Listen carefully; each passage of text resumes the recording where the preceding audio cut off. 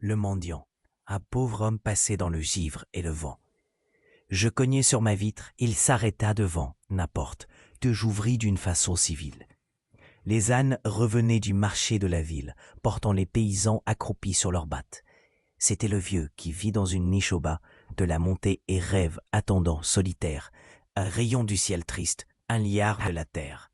Tendant les mains pour l'homme et les joignant pour Dieu, je lui criai « Venez vous réchauffer un peu. Comment vous nommez-vous » Il me dit « Je me nomme le pauvre ». Je lui pris la main « Entrez, brave homme » et je lui fis donner une jatte de lait. Le vieillard grelottait de froid, il me parlait, et je lui répondais, pensif et sans l'entendre.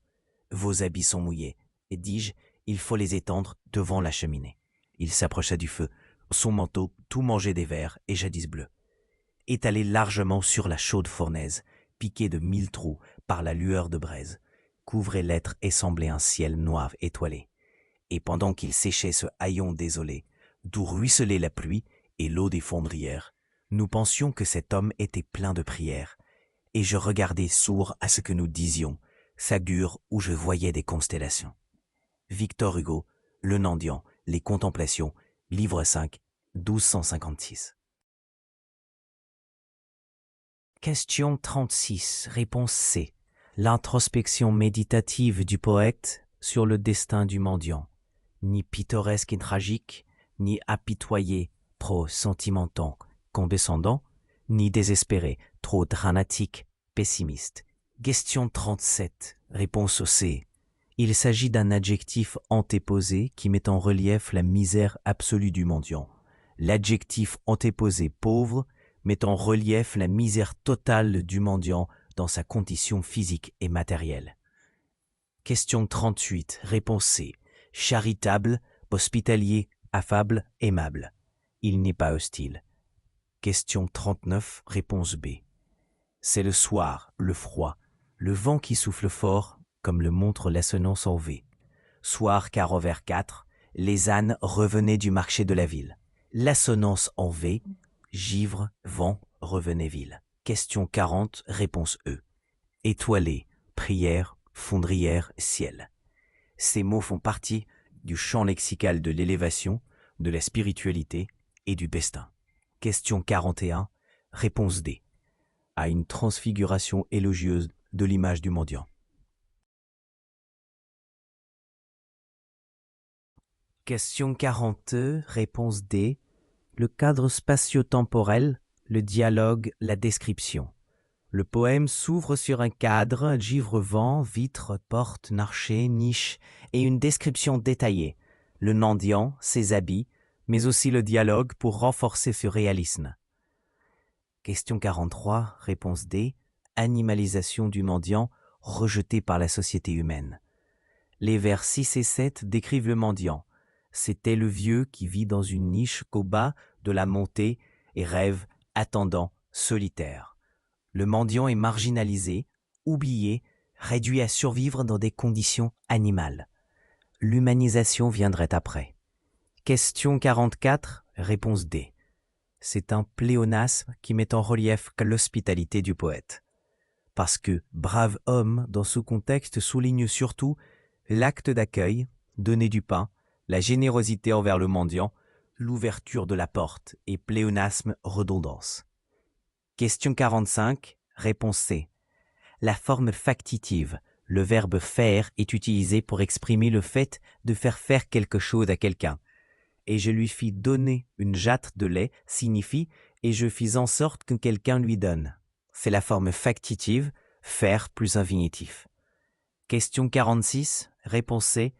C'est une locution conjonctive qui exprime la simultanéité. La locution conjonctive pendant que exprime la simultanéité pendant que A se tasse, B se tasse. Question 47, réponse D. Le poète silencieux regarde au-delà de l'apparence du mendiant. Question 48, réponse A. Par un procédé structurel, le rejet. Le nom « le pauvre » est rejeté au début du vers 12, ce qui le met en relief. Question 80, réponse D. À la coupe à l'hémistique de cet alexandrin souligne le statut du pauvre à la fois marginal et divin. Le vers 9 est un alexandrin, tendant les mains pour l'homme et les joignant pour Dieu.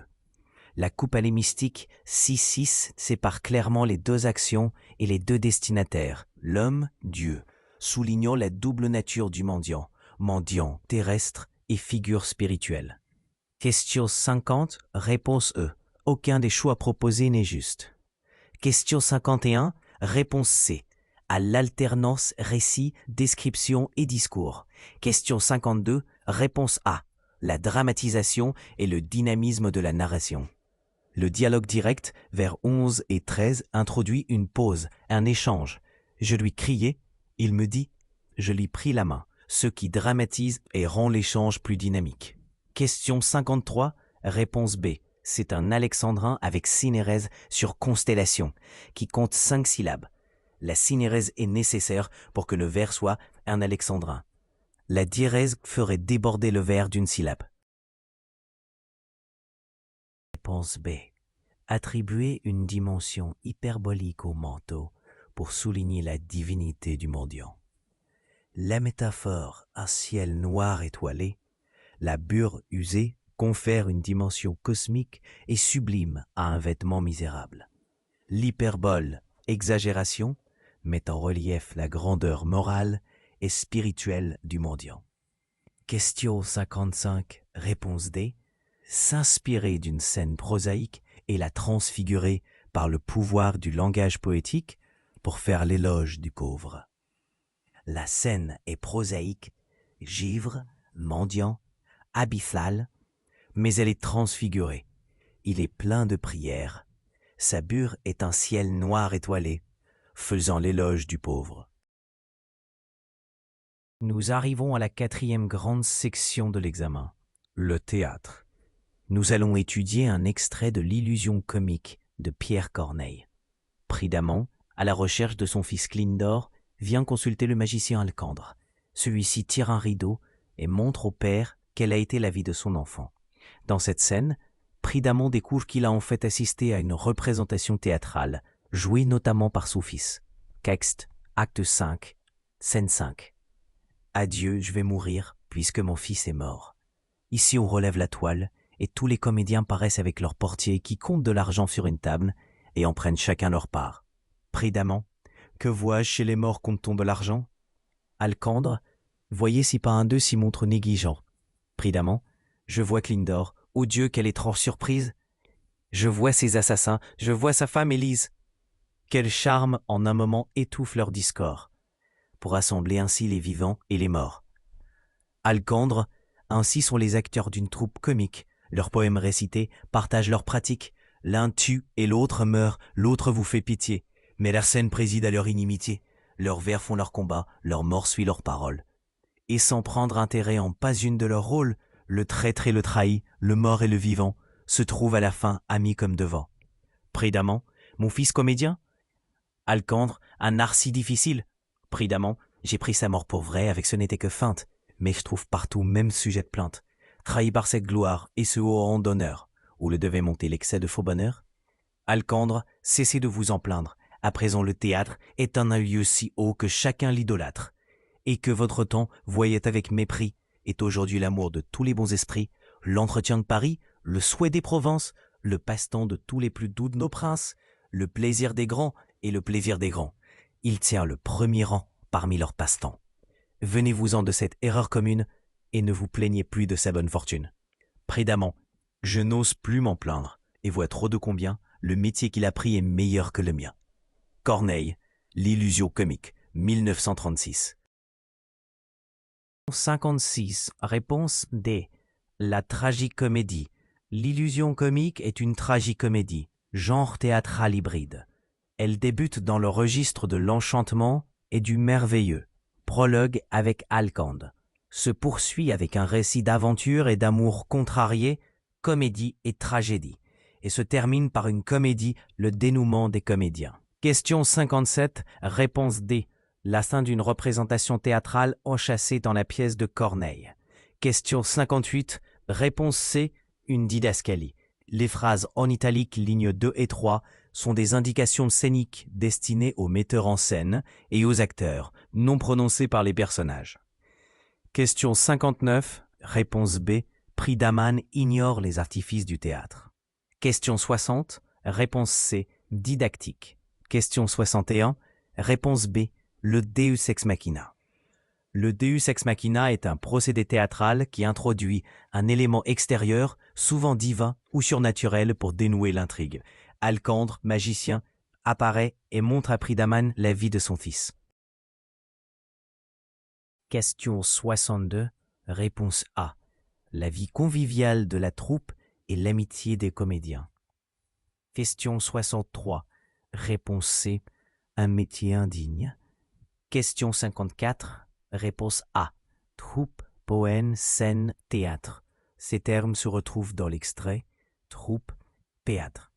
Poème et scène sont des termes plus généraux du domaine théâtral. Question 65, réponse A. L'antiphrase illustre l'antagonisme des rôles et évoque la notion de distanciation. Question 66, réponse A. Chiasme. Question 67, réponse 2. Aucun des choix proposés n'est juste. M, réponse C. Il se plaint car il a été trompé par l'illusion théâtrale. Question 69, réponse D. Pour convaincre Prix-Daman du bon choix de son fils. Question 70, réponse C.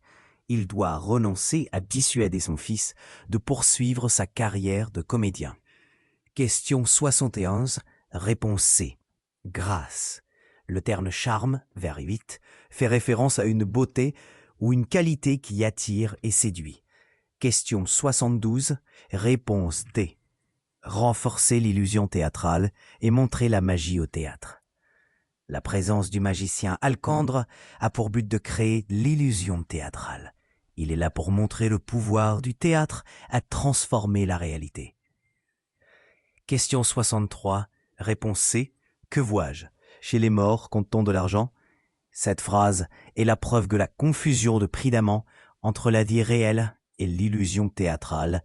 La mort de Klingor n'est qu'une représentation. Réponse B. La mise en abîme, le surnaturel, le comique de caractère. Question 70, réponse B. L'esthétique baroque.